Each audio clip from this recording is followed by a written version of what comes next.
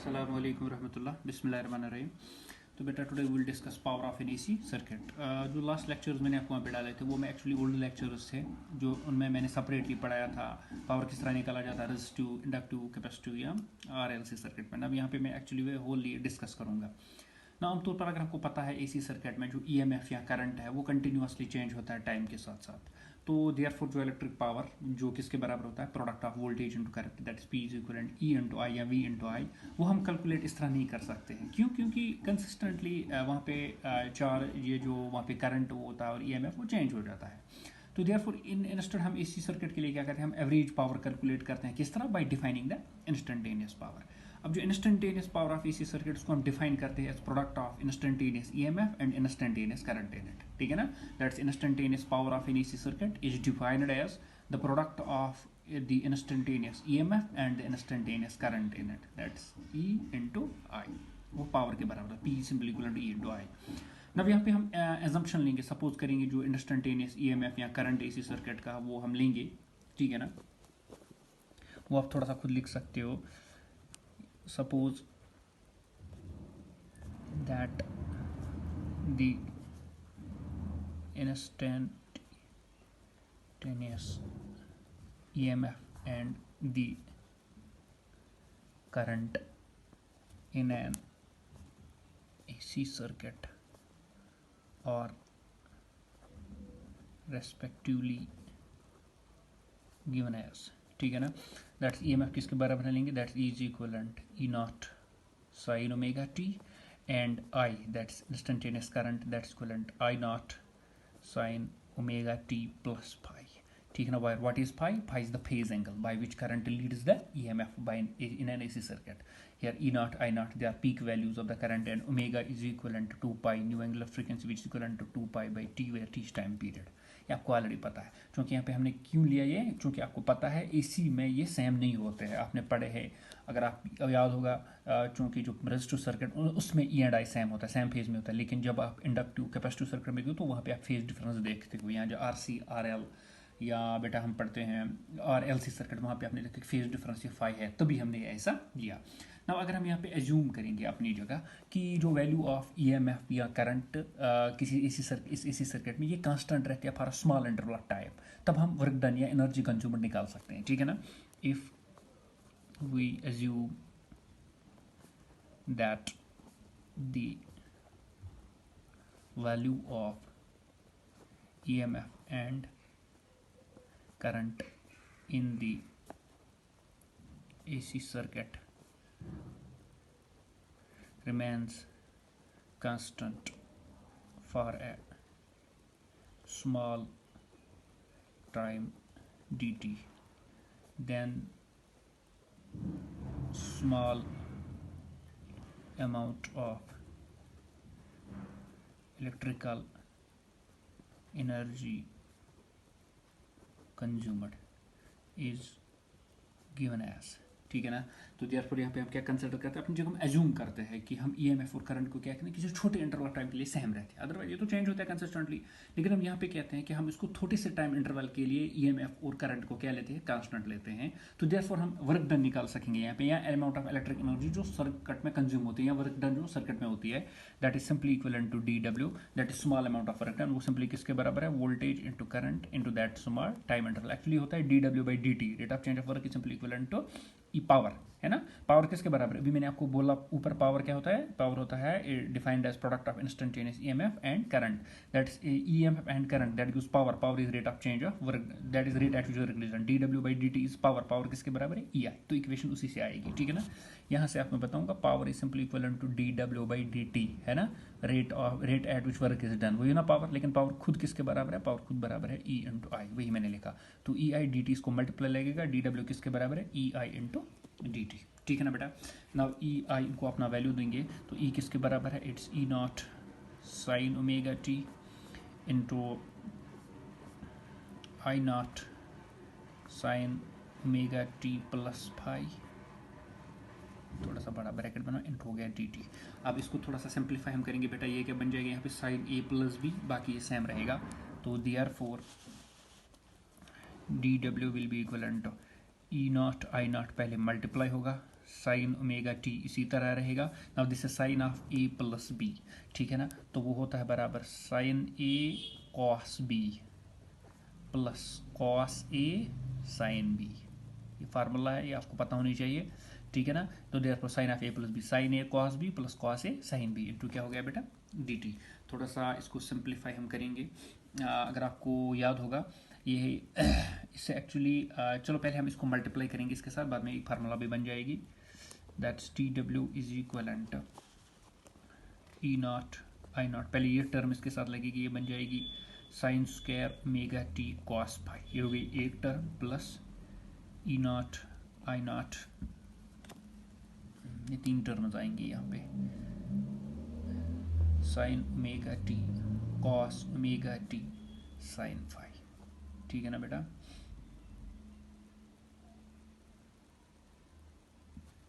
Whole हो गया D T, ठीक है ना। डी टी को मैं नीचे भी यहाँ पे ला सकता हूँ, तो नो प्रॉब्लम दिया, इसको हम ऐसे ही रहने देंगे फिलहाल। अब देखो बेटा एक और फार्मूला यहाँ पे मेरे जहन में आ रही है, ये देखो एक्चुअली हमारे पास साइन 2a एक फार्मूला होते हैं, वो होते हैं ट्वाइस साइन ए कॉस ए। अभी है ना हमारे पास है sign omega T cos omega T, अलबत्ता 2 नहीं है तो हम 2 वहाँ पे डिवाइड कर सकते हैं। यहाँ पे आप याद रखो इस तरह हमारे पास फार्मूला है sine 2a that's equal to twice sine A cos A. अब आपके पास अगर सिर्फ कॉस साइन ए कॉस है तो 2 इसको डिवाइड होगा, तो it is sine 2a divide by 2 is sine A cos A. अब ए के बदले यहाँ पे ओमेगा टी है, तो sign omega T cos omega T किसके बराबर है, साइन 2 ओमेगा टी बाई 2, ठीक है ना। तो हम यहाँ पे यूज कर सकते हैं that's D W is equivalent E not I not sine square omega T cos phi plus E not I not divide by 2, ये वाला 2 है, ठीक है ना, इंटू हो गया sine 2 omega T into sine phi, ठीक है ना, इंटू हो गया डी टी, है ना समझ में, ठीक है ना। यहाँ पे मैंने actually sine omega T cos omega T को किसके रिप्लेस किया, sine 2 omega T divide by 2, अब 2 यहाँ मैंने आगे लिखा और बाकी साइन फाई इसी तरह और साथ में ये डी टी भी वहीं पे है, ठीक है ना। ओके बेटा, नाउ अगर हम इंस्टेंटेनियस पावर हमने भी कहा कि एक्चुअली ना टोटल, अगर हम टोटल वर्क डन निकालेंगे, टोटल पावर जो एक्चुअली कंज्यूम होता है बेटा, टोटल पावर जो कंज्यूम होगा वहाँ पे, that is the total energy consumed in the circuit in time period T, उसको हम ऑब्टेन कर सकते हैं बाय जस्ट इंटीग्रेटिंग, ठीक है ना, the electrical energy consumed, the electrical energy consumed, the electrical energy consumed in the circuit in time t, that's time whole time period, one time period of AC, ठीक है ना, can now be integrated by integrating this equation above between integral 0 and t, ये आपको already पता है, तो therefore ये बन जाएगा इंटीग्रल ऑफ डी डब्ल्यू, ठीक है ना, इस तरह is equal integral of 0 to t, ठीक है ना। सारे को आपने इंटीग्रेशन करनी है, ई नॉट आई नॉट, ठीक है ना, that's E not I not sine square omega T cos phi into D T दोनों को मल्टीप्लाई है, plus integral of 0 to t E not I not भी divide by 2 sine 2 omega T sine phi D T, ठीक है ना।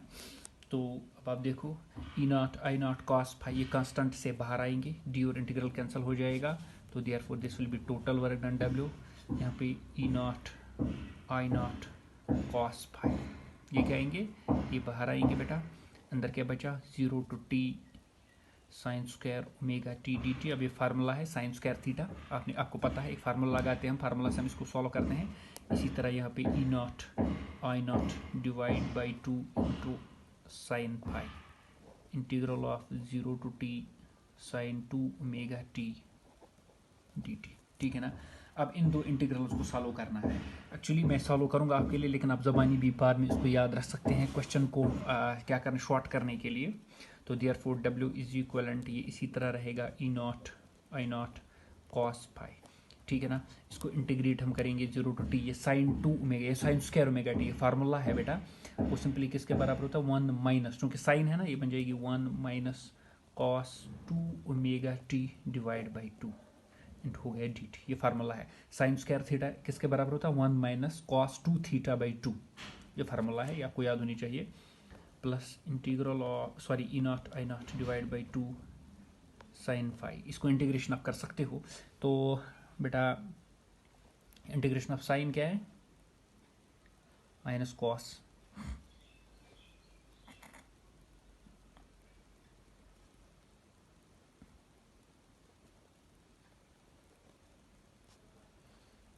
To omega T divide by internal differentiation इसकी, internal differentiation क्या बनेगी 2 ओमेगा, है ना। क्योंकि पहले इससे आपको करनी है साइन की इंटीग्रेशन, यहाँ पे पहले इंटीग्रेशन होगी, ठीक है ना। आपको याद होगा differentiation of sine is plus cos, लेकिन integration of sine is minus cos. तो देयरफॉर उसके पहले इंटीग्रेशन होगी, that will be minus cos 2 omega T divide by internal differentiation of 2 omega T, that's 2 omega between limit 0 to T, ठीक है ना। ये फिर भी बाद में 0 बन जाएगा क्योंकि अपने लिमिट की वजह से, ठीक है ना। तो ओके बेटा, अब इसको एक्चुअली अलग से इंटीग्रेशन करनी है, इसको अलग से इंटीग्रेशन करनी है। तो let's move forward the next slide. थोड़ा सा लेंथी होता है, बाकी इजी होता है लेकिन, ठीक है ना। डब्ल्यू किसके बराबर है E not I not cos phi,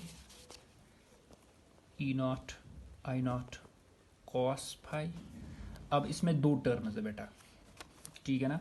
अब देखो ये एक्चुअली 1/2 एक अलग आएगी, कॉस 2 ओमेगा टी बाई 2 अलग आएगी, ठीक है ना। इसलिए मैं बड़ा सा ब्रैकेट यहाँ पे लूँगा, 0 टू टी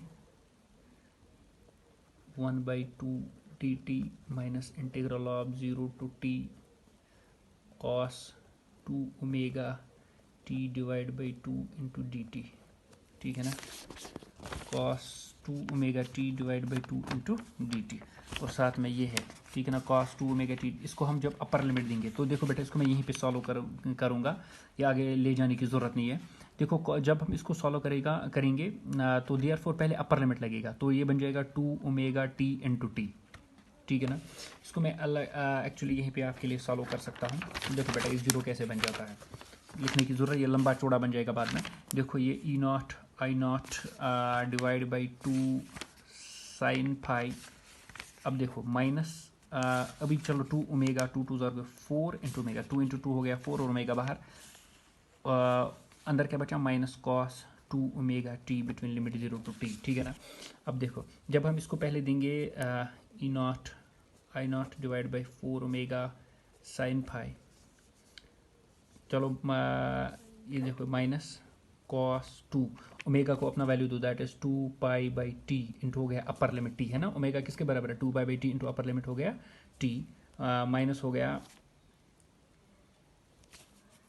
ये 0 बन जाएगा कॉस 0, ठीक है ना। क्योंकि 0 हम देंगे टी को लोअर लिमिट, तो 2 ओमेगा इंटू 0 हो गया 0 हो गया कॉस 0 हो गया 1, टी टी कैंसल, 2 2 ज़ार 4, ये हो गया 4 पाई कॉस 4 पाई, वो माइनस 1 हो गया, माइनस माइनस कितना हो गया plus 1, E not I naught by 4 pi sine phi, ठीक है ना। ये हो गया माइनस 1, ये हो गया प्लस 1, और ये हो गया माइनस 1, ये बन गया 0। तो देयरफॉर ये टर्म तो गई। तो देयरफॉर जनरली में आपने यहाँ पे याद रखना है कि यहीं से आप याद रख सकते हो 0 to T sine 2 omega T D T, ये किसके बराबर होता है, ये 0 के बराबर होता है। ये टर्म हम एक्चुअली कंसिडर करेंगे ही नहीं, लेकिन अब आप ज़बानी भी इसको याद रख सकते हैं। सॉल्व भी जब आप करोगे इसको तो बेटा ये क्या आएगा, ये 0 के ही बराबर आएगा, ठीक है ना। That is 0 to T sine 2 omega T, वो मैंने आपको यहाँ पे दिखाया। यहाँ आप माइनस को यहाँ पे बाहर भी लेके जा सकते थे पहले, तो देयरफॉर ये 1 माइनस 1 एक्चुअली बन जाता। तो एक्चुअली ये क्या, इस तरह हम माइनस बाहर लेके जाते, तो देयरफॉर ये फिर भी क्या बन जाता 0 ही बन जाता। तो therefore this term is actually equivalent to 0, इसको हम यहाँ पे कंसिडर नहीं करते हैं, ठीक है ना।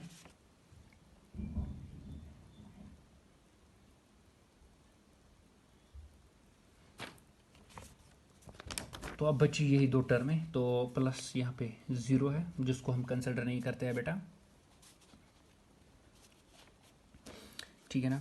तो therefore W is equivalent E not I not cos phi, 1/2 बाहर आएगा, ये एक्चुअली 1/2 बाहर आएगा, अंदर क्या बचा डी और integral cancel, upper limit minus lower limit, ये 1/2 टी बन जाएगा, ठीक है ना।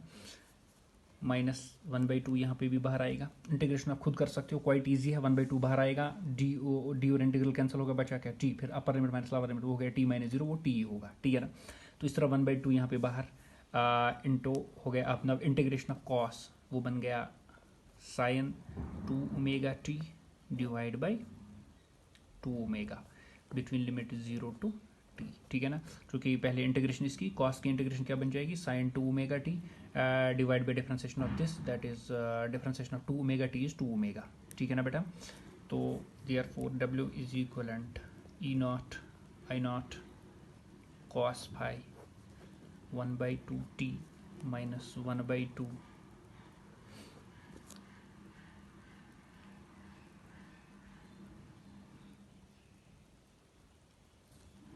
ओके ये वो 2 ओमेगा भी बाहर लेके आओ इंटू 2 ओमेगा, ठीक है ना। यहीं पे मैंने लिखा 2 into 2 omega, that's 2 to the 4 omega, वैसे ही आएगा। तो अंदर क्या बचा, sine 2 omega T between limit 0 to T. 1 second, देखो बेटा ये भी 0 बन जाएगा, क्यों, देखो ये बन जाएगा साइन, वहीं पे भी मैं एक और चीज़ आपको दिखाऊंगा। देखो ये क्या बन जाएगा, sine 2 omega T between limit 0 to T, दे दो पहले अपर लिमिट, तो ये बन जाएगा साइन 2 ओमेगा क्या हो गया 2 pi by T into T, minus हो गया साइन 0 इज 0, है ना, चूंकि 0 बन जाएगा साइन 0 इज 0, तो T T sine 4 pi, sine 4 pi भी साइन एन पाई इज 0, तो therefore this term is also equal to 0। तो ये सारी टर्म गई काम से, ठीक है ना। तो बचा क्या हमारे पास, बचा सिर्फ E not I not divide by 2 into T into cos pi, है ना समझ में, इतना ही बचा है बेटा समझ में। पहले हमने ये टर्म यहाँ पे देखी, ये टर्म पहले 0 बन जाती है, ये वाली टर्म, इसको हमने जब एक्चुअली इंटीग्रेट किया तो ये 0 बन जाती है, बची सिर्फ ये टर्म हमारे पास। इसको भी जब हमने सॉल्व किया तो सॉल्व होने के बाद ये टर्म गई। आप ज़बानी भी याद रख सकते हो, दूसरे टर्म वहाँ पे आप थोड़ा सा याद रख सकते हो, नहीं भी याद रख सकते हो, सॉल्व कर सकते हो, नो प्रॉब्लम देयर, मैंने आपको सॉल्व करके भी दिया। That's E not I not T into 2 divide into हो गया कॉस 5, इतना बचा हमारे पास, ठीक है ना। अब now average power of an AC circuit is given as, now the average power of an AC circuit, अब हम average power देखेंगे AC circuit का, that's average power, that is simply equivalent to that's total work done divided by time taken, total energy consumed divided by the total time taken, ठीक है ना। W हमें ऊपर निकला divided by T, so that's equivalent E naught I naught T divide by 2 into cos phi into T हो गया, ठीक है ना। ये W को मैंने वैल्यू दिया, T और T कैंसिल हो गया, बचा क्या, E not I not divide by 2 cos phi. So this is the average power actually बेटा which is consumed in an AC circuit ना। इसको मैं थोड़ा बहुत ट्रांसफर भी करूंगा यहाँ पे बेटा, that's P average will be equivalent, I can write it like this, E not I not divide by √2 into √2, कोई फर्क पड़ा इससे, नहीं, √2 इंटू √2 फिर से 2 हो गया, क्योंकि √2 स्क्वायर रूट कैंसिल, फिर से 2 हो गया। इसका एक मकसद है, वो आपको ऑलरेडी याद होना चाहिए, ये आपने पढ़ा है, √2 into I naught by √2 into cos phi. अगर आपको याद होगा आपने रूट मीन स्क्वायर वैल्यू पढ़ा था या वर्चुअल वैल्यू पढ़ा था, वो सिंपली आई नॉट बाई √2 के बराबर था, ये virtual value of EMF I naught by √2। तो therefore P average is simply equal to बेटा EV IV cos pi. So this is the average power consumed in an AC circuit. So the average power of an AC circuit is also called as, इसको true power भी हम कहते हैं, ठीक है ना, इसको true power of an AC circuit भी कहते हैं, ठीक है ना। और फर्दर इसी तरह जो प्रोडक्ट है ना EV IV, इसको apparent power कहते हैं, इसको EV IV को, ठीक है ना, या वर्चुअल पावर इसको कहते हैं, एंड cos phi को कहते हैं हम पावर फैक्टर, ठीक है ना। दैट इज EV IV, ये दोनों इसको कहते हैं apparent, जो आपको दिखाई देता है apparent पावर या वर्चुअल पावर cos phi, ठीक है ना। apparent पावर या वर्चुअल पावर cos phi को हम कहते हैं पावर फैक्टर, cos phi को हम पावर फैक्टर कहते हैं, ये आपने याद रखना है, ठीक है ना। तो hence average power over a complete cycle as per in AC circuit which is mostly inductive circuit is product of virtual value of EMF and that of the virtual value of current and cosine of the phase angle between voltage and current, ठीक है ना। तो ये जो relation actually है बेटा, it is applicable to तमाम circuits को, स्पेशली इंडक्टिव सर्किट्स, ठीक है ना। तो हम एक्चुअली डिफरेंट इन सर्किट्स पे इसको अप्लाई कर सकते हैं, अब डिफरेंट सर्किट्स का हम पावर निकाल सकते हैं, ठीक है ना। तो दस एवरेज पावर जो है बेटा, that is simply equivalent apparent power and power factor, ये इक्वेशन अब आपने याद रखनी है, दैट इज इस इक्वेशन से average power is equivalent apparent power into power factor. यहाँ से मिल सकता है, मिला आपको। जो एवरेज पावर होता है वो सिंपली किसके बराबर होता है, वो अपेरेंट पावर, जो पावर हमें दिखाई देता है, into power factor. Now let's find expressions for average power in different cases. तो हम केसेस में देखेंगे। Case number first, now case number first हम देखेंगे AC circuit having R only. Already ये आपने पढ़ा है, AC circuit having R only, यानी वो सर्किट जिसमें सिर्फ रेजिस्टेंस हो, यानी प्योर रेजिस्टिव सर्किट हो। अब हम उसमें पावर देखेंगे, क्योंकि मैंने जो पिछला वीडियो आपको डाला था उसमें मैंने सेपरेटली आपको दिखाया था कि आर जो प्योर रेजिस्टिव सर्किट है उसमें पावर कितना होता है। अब ये इक्वेशन भी हमें देगी। प्योर रेजिस्टिव सर्किट के लिए मुझे बताओ फेज डिफरेंस कितनी होती थी between EMF and I, that's phi was simply equivalent to zero, है ना। फाई किसके बराबर था, zero. There was no phase difference between EMF and I. तो देयरफॉर इस इक्वेशन में लगा कॉस फाई 1 है, तो कॉस फाई को जब आप फाई को जीरो दोगे तो ये कॉस फाई क्या बन जाएगा, 1 बन जाएगा। तो therefore average power for this pure resistive circuit is EV, या आरएमएस भी हम लिख सकते हैं, वो हो गया कॉस फाई के बदले cos zero is 1, that's equivalent EV I V, simple. तो therefore this is the average circuit for the pure resistive circuit. ये आपको एक्चुअली उस वीडियो में भी निकला है, ठीक है ना। नाउ विल गो फर्दर, हम दूसरा पार्ट देखेंगे, AC circuit having L only, pure inductive circuit. अगर हमारे पास प्योर इंडक्टिव सर्किट है, ठीक है ना, पी एवरेज किसके बराबर है, EV IV cos फाई। अब मुझे बताओ फाई क्या था, what was phi as far as our inductive circuit was considered, wasn't it pi by 2 90, because it was EMF which was leading the current by an phase of 90, याद है ना, phi was 90। तो therefore average power is simply equivalent EV IV cos phi, phi को अपना value दो, cos 90 is 0, so the average power as far as our inductive circuit is considered it is 0। Average power inductive circuit में क्या होता है, 0 होता है, ठीक है ना। इसी तरह बेटा हम क्या कर सकते हैं, हम थर्ड केस ले सकते हैं, AC circuit containing C only, capacitance only, pure capacitive circuit. 1 second, इसमें फाई क्या था, 1 सेकेंड पाई बाई 2, इसमें अब करंट लीड करता था EMF को बाय एन एंगल ऑफ 90। हम फाई को माइनस भी ले सकते हैं, इसलिए बिकॉज करंट लीड करता है EMF को, no problem there, because 1 second the answer will be the same, P average will be equivalent EV IV cos minus theta is plus cos theta, इसमें प्रॉब्लम नहीं है। 1 second that is 0, so average power in a capacitive circuit is also 0। So average power चाहे हमारे पास inductive circuit हो चाहे capacitive circuit हो, average power in दोनों सर्किट्स में क्या होता है, 0 होता है। केस नंबर 3, ठीक है ना। अब मैं फर्दर इसमें जाऊंगा, AC circuit containing L and R, LR circuit, या यहीं से मैंने निकलेगा। अब अगर हमारे पास सर्किट है series combination of L and R, तो देयरफॉर बेटा उसमें आपने याद होना चाहिए उस सर्किट के लिए tan फाई वहाँ पे हमने निकाला था, वो tan फाई किसके बराबर था, that was equivalent omega L by R। जब आपने LR सर्किट पढ़ा तो वहाँ आपने पढ़ा था tan of the phase, that is this tan phi, that was simply equivalent omega L into R, so that, ठीक है ना। इम्पीडेंस भी है, आप अगर आपको याद होगा इम्पीडेंस किसके बराबर था वहाँ पे, इम्पीडेंस था, हाँ एक्चुअली बेटा वहाँ पे हमारी जो इम्पीडेंस था वो किसके बराबर था, वो था LR सर्किट में Z, that was equivalent to root of, अगर आपको याद होगा, R square plus XL square, ये इम्पीडेंस था, ठीक है ना। तो देयरफॉर एंड अच्छा cos फाई किसके बराबर था, cos फाई किसके बराबर आएगा, that is simply equivalent R by Z, ठीक है ना। R बाई Z किसके बराबर है, R square plus XL square, ठीक है ना, that's equivalent R divide by root of R square plus XL किसके बराबर होता है, ओमेगा स्क्वायर L स्क्वायर, है ना। Actually XL is omega L, तो ये बन जाएगा ओमेगा स्क्वायर L स्क्वायर, ठीक है ना बेटा। देयरफॉर एवरेज पावर क्या आएगा यहाँ पे,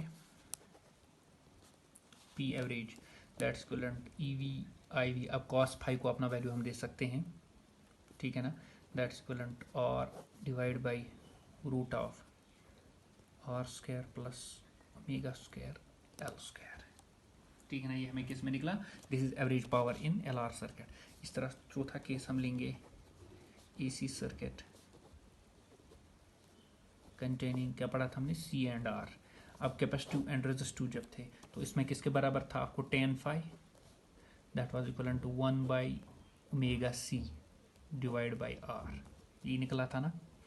तो देयरफॉर इसमें इम्पीडेंस किसके बराबर थी, इम्पीडेंस थी बराबर R square plus C square, ठीक है ना। तो एंड कॉस फाई किसके बराबर आएगा बेटा, कॉस फाई वहाँ पे था सिंपली बराबर है resistance divide by impedance,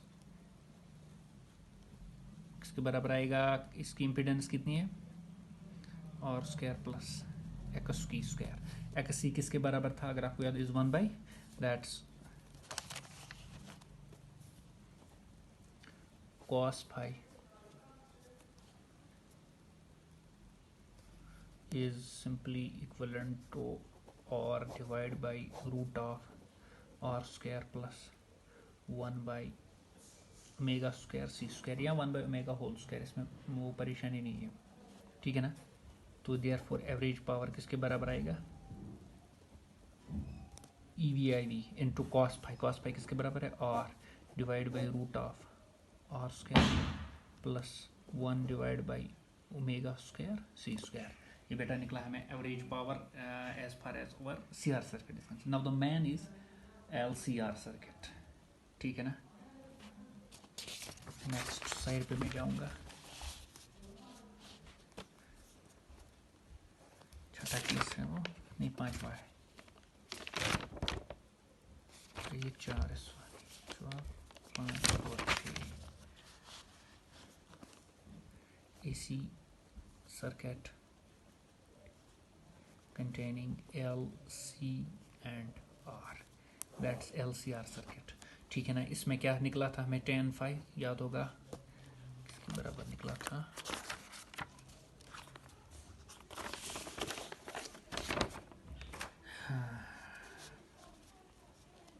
tan phi निकला था हमें बराबर omega L minus 1 by omega C divide by R. ये मेरे सामने है, ये आपने एल सी आर सर्किट में पढ़ा है, ठीक है ना। एल सी आर सर्किट में ये tan फाई देखो omega L minus 1 by omega C divide by R, ठीक है ना।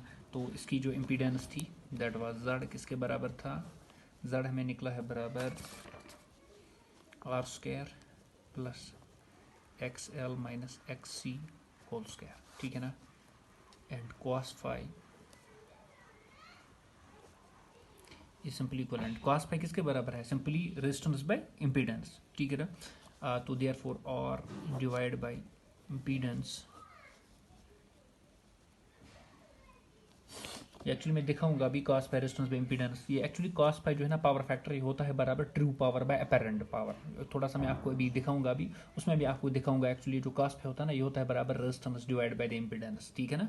पावर फैक्टर ये इसी के बराबर, क्योंकि मैं सीधा ही लिख रहा था तो आपको मैं भी दिखाऊंगा भी, आपने याद रखना है कि पावर फैक्टर जो होता है वो किसके बराबर होता है, वो होता है रेजिस्टेंस बाय इम्पीडेंस, ठीक है ना बेटा। तो देयरफॉर इसका क्या बन जाएगा, R square plus X L minus X C whole square, इसको खोल भी मैं सकता हूँ, ये बन जाएगा ओमेगा एल, ये बन जाएगा माइनस 1 बाई ओमेगा सी का होल स्क्वायर, इस तरह भी हम लिख सकते हैं। तो ये cos phi therefore average power that's equivalent E V I V cos phi को अपना वैल्यू दो, that's R divide by root of R square plus X L minus X C whole square, और इस तरह भी लिख सकते हैं हम E V I V into R divide by root of R square plus omega L minus 1 by omega C whole square. So this is the average power actually beta as far as your LCR circuit is considered, ठीक है ना। Now this was your power actually of an AC circuit। थोड़ा सा मैं power factor की तरफ जाऊंगा, क्योंकि मैंने बीच बीच में लिखा भी power factor of an AC circuit, power factor, क्योंकि पावर फैक्टर मैंने कॉस फाई भी मैंने आपको पीछे लिखा था अभी कहीं पे, कौन सा था ये वाला इसमें मैंने लिखा था कॉस फाई। जब हम ई वी आई वी, ये है क्या है, अपेरेंट पावर है, इसको पावर फैक्टर क्या है, ठीक है ना। Now in this equation that's in average power, this अभी मैंने आपको बताया ई वी आई वी क्या है, वो ट्रू पावर है, इसको सॉरी नॉट ट्रू पावर, इसको कहते हैं मेन इक्वेशन को मैं लिखूंगा P average is equivalent E V IV cos phi, ये हो गया ट्रू पावर। मैंने आपको बोला इसमें से EV/IV क्या है, अपेरेंट पावर, ठीक है ना, वर्चुअल पावर इसको कहते हैं। एंड cos phi जो है ना बेटा, इसी को हम क्या कहते हैं, इसी को हम पावर फैक्टर बोलते हैं।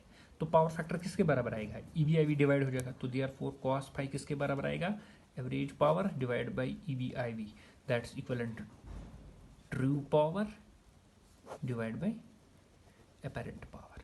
तो को जो हमारे पास पावर फैक्टर होता है बेटा, वो सिंपली ट्रू पावर बाई क्या होता है, apparent power, that's cos phi, ये होता है। तो देखो ट्रू पावर, अब देखो अगर हम RLC सर्किट की ही बात करेंगे, ठीक है ना, हम देखेंगे cos phi RLC सर्किट में हम अभी हमने देखा, इसमें आपको इम्पीडेंस ट्रायंगल भी में बीच में वो रह गया है, मैं आपको वो बढ़ाऊंगा थोड़ा सा, उसमें भी आएगा। दैट cos phi यहाँ पे किसके बराबर था, that was R divide by impedance triangle से आपको मिलेगा R square plus XL minus XC whole square from impedance triangle, वो मैं आपको दिखाऊंगा, क्योंकि पावर फैक्टर क्या है, cos phi, ठीक है ना। तो पहले इसके लिए एक्चुअली हमने इम्पीडेंस ट्रायंगल पढ़ने हैं, तो I will discuss it. Actually यहाँ से एक्चुअली हमें ये मिलता है कि पावर फैक्टर जो cos phi है ना, वो एक्चुअली उस इम्पीडेंस ट्रायंगल से हमें निकलता है R/Z, ठीक है ना, that's R resistance divide by the impedance, that's resistance by impedance. वो एक्चुअली नाउ लेट्स हम यहीं पे स्टॉप करते हैं, क्योंकि हमने इम्पीडेंस ट्रायंगल नहीं पढ़े हैं, बीच में मैं भूल गया है वो। So therefore first tomorrow we'll study inshallah impedance triangle, then I will once again explain to you this power factor.